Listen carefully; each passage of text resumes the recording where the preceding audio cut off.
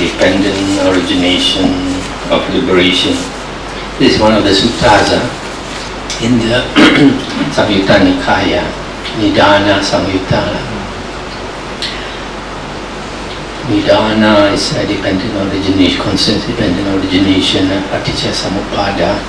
It's one of the more difficult topics in the Dhamma. And usually when we talk of Paticca Samuppada, we talk about the 12 links of dependent origination of suffering. This sutta is a bit special. These are 12 links of dependent origination. Today this sutta talks about 24 links. 24 links.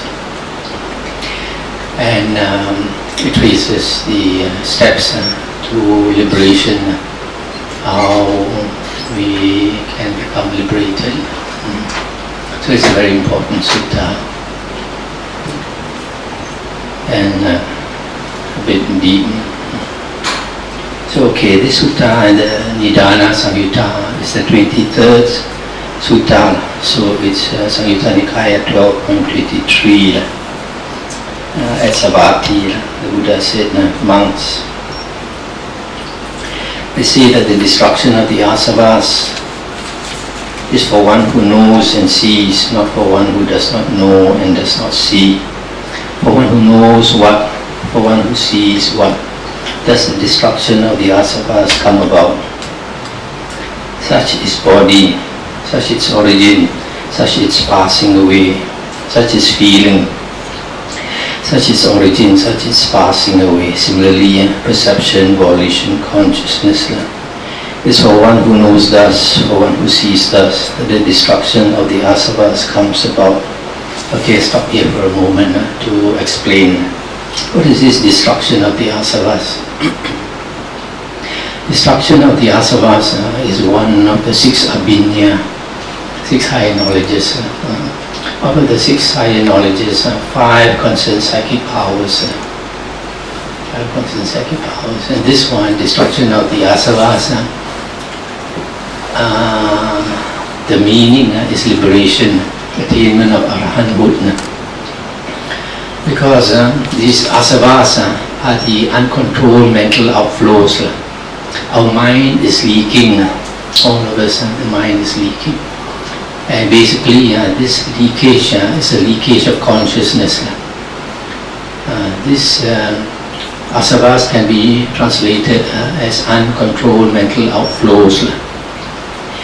And it's basically the outflows, the flow of the 6 consciousness, the seeing consciousness, hearing consciousness, smelling, taste, touch and thinking consciousness.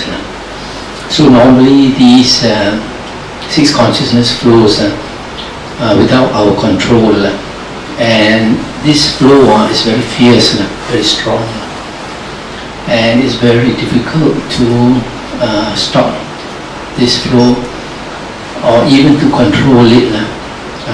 So that's why it's called uncontrolled mental outflows. For a person like the Arahant, he has completed his work, he still has the 6 consciousness. The 6 consciousness still flows in an Arahant, but it is controlled. It's not like us, uncontrolled. So when the outflows, mental outflows are uncontrolled, we are always thinking. That's why when we are not doing anything, we daydream, we think of this, think of that, as how can say, your tongue, your side, he's thinking of us. So this, if continues to flow, it gives us suffering. It gives us suffering because our mind is scattered. Our energy goes out to the eye, to the ears, the nose, tongue, body and mind, and our mind is not focused. So that's why when we close our eyes, everything is dark. But for the Arahant, whose mind, he is in total control of the mind. So in the sutras it says for an Arahant, day is like night, night is like day. When He opens his eyes or closes his eyes, it's always bright. So now this flow or this uncontrolled outflows, if it continues to flow and it's time for you to take a rest and it continues to flow, you cannot sleep, At night when you want to sleep, sometimes say you get agitated over something, maybe somebody says something nasty to you in the office, and you keep thinking about it the whole day, you can't sleep. So when you go to the bed, you continue to think of it. So for you to even fall asleep, you got to switch off this computer. So you got to be able to stop the mind from flowing, at least for a short while, and then you fall asleep. But the moment you fall asleep, what happens? It flows again. You start dreaming, You start dreaming of this, dreaming of that. And depending on your karma, on your the state of your mind, your dreams reflect the state of your mind. If you're a violent person, when you go to sleep like a gangster, you have violent dreams. And if you're a lustful person, you have lustful dreams, etc. But if you have a very pleasant character, you have a Deva or Devi character, when you go to sleep, it's like Disneyland. So these outflows, it's quite difficult to control. So now, this samsara is here. When the sixth consciousness flows, then you see the world, you hear the world, you smell the smells in the world, you taste the food in the world, etc. and the thinking. So the first five consciousness, the seeing, the hearing, the smelling, taste and touch, they tell you about the outside world, right? Then the thinking consciousness tells you about the inside world. So the world is here, is in the sixth consciousness. There's no other world than in the sixth consciousness. So to attain Nibbana, you have to stop this outflows. You have to stop this uncontrolled outflows. When you stop this uncontrolled outflows, the tendency to flow is checked. So like for an Arahant, he has stopped this tendency of the mind to flow, so that when an Arahant passes away, the body dies, and the consciousness does not continue to flow. So it does not have a rebirth. So for us, who believe in the original Buddha teachings, and Arahant has finished his work, when he passes away, he is no more reborn, like what the Mahayana say.